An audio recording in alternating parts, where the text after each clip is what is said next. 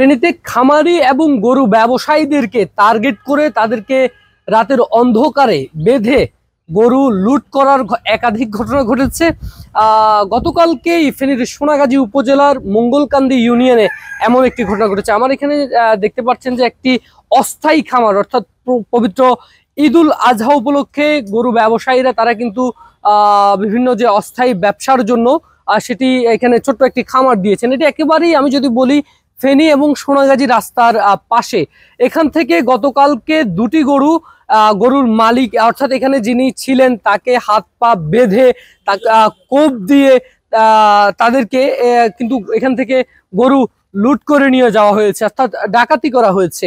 এখানে যেই কোটি গরু ছিল সেই কোটি গরুই কিন্তু তারা লুট করে নিয়ে যাওয়ার চেষ্টা করেছিল, কিন্তু তাৎক্ষণিক আওয়াজের কারণে, শব্দের কারণে আশপাশের মানুষ বেরিয়ে আসে। এটি একটা নাগাদ ঘটনা, আনুমানিক একটা নাগাদ এমন ঘটনা। পরবর্তীতে আশেপাশের থেকে মানুষজন যখন বেরিয়ে আসে তখন তাৎক্ষণিক তারা এখান থেকে কিন্তু তারপরও দুটি গরু ডাকাতি করে নিয়ে যেতে সক্ষম হয়। কিছুক্ষণ আগেই আমি কথা বলছিলাম সোনাগাজী মডেল থানার অফিসার ইনচার্জের সাথে।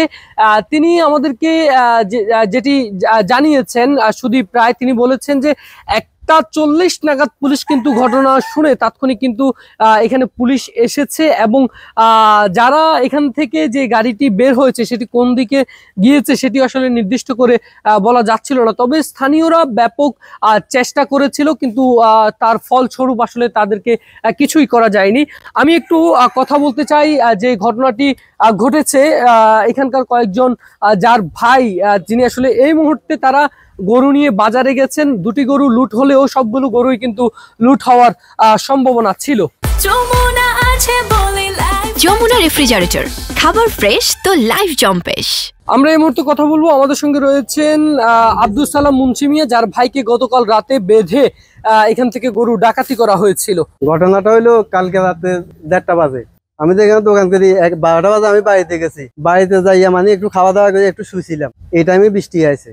বৃষ্টি আসার পরে আধা ঘন্টা পরে শুনি যে মানে এখান থেকে মানে গরু লই গেছে, ডাকাতি আয় গরু লই গেছে মানে জিন্না যে মিয়া গরু আমার ভাই মানে জিন্নারা পাওয়া যাচ্ছে না। এখন হেরা এই বান্ধন থেকে মানে কোন রকম ছুটি মানে ওদিকে চলে যাবাতে মানে 11টা গরু বেগুনের মনে করেন রশি কাটি দিছে, সবগুলা লই যাবো গো। এখানে ওই যে সামনে পিকআপ দাঁড়াইছিল লই যাবো গো। তখন দেখতেছে এরা বান্ধন ছুটি যখন চলে গেছে, এরা এই ডাকাইতে মনে করছে যে এরা তো বান্ধন যখন ছুটি গেছে তাহলে লোকজন বলে আনবো। ডাকাতেরা মানে এটাতে একটু ভয় পাই।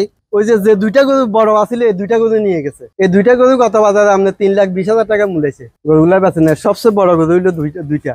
আর আমার ভাই জিন্না আবুল কালাম হের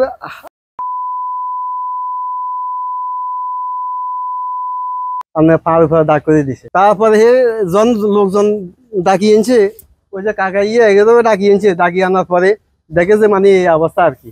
আর তো এই ঘটনা ছাড়া আর কিছু বলার নাই। দর্শক, আমরা কথা বললাম যাকে আসলে গতকাল রাতে তার হাত কেটে দিয়ে পায়ে দিয়ে আঘাত করে যার এখান থেকে দুটি গরু লুট করা হয়েছিল। আশেপাশের মানুষ বাড়িতে যারা ছিলেন, আমরা আসলে কিছুক্ষণ আগে তাদের সঙ্গেও কথা বলছিলাম, কিন্তু মূলত আসলে সড়কের পাশে হওয়ায় এটি সুবিধা হয়েছে। আর আরেকটি কথা যদি আমি যুক্ত করি, যেটি আসলে জিন্নার ভাই তার বক্তব্যে বলছিলেন যে এখানে আমরা দেখতে পাচ্ছি যে গতকাল রাত্রে বৃষ্টি হয়েছিল। বৃষ্টি হওয়ার কারণে মূলত ডাকাত দল আরো একটু সুবিধা পায়। আমরা একটু আপনার তো আশেপাশের লোকজন, এক্ষেত্রে প্রথমে কিভাবে জানতে পারলেন?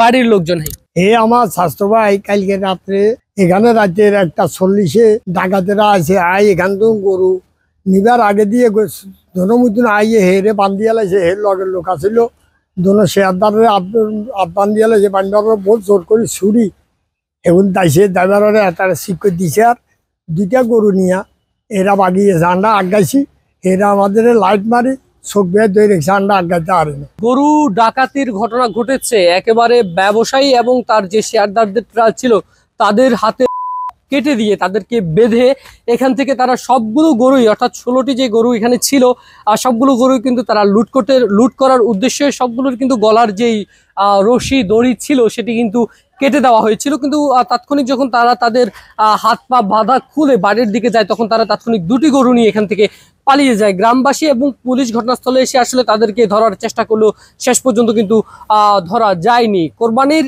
আগে এই ধরনের ফেনীতে কিন্তু একাধিক ঘটনা ঘটছে এবং তাদের যে দৌরাত্ম্য সেটিও কিন্তু বাড়ছে। আমার কাছে এখনকার মতো ফেনী থেকে এই ছিল সর্বশেষ। M A Akash, Ittefaq, Feni.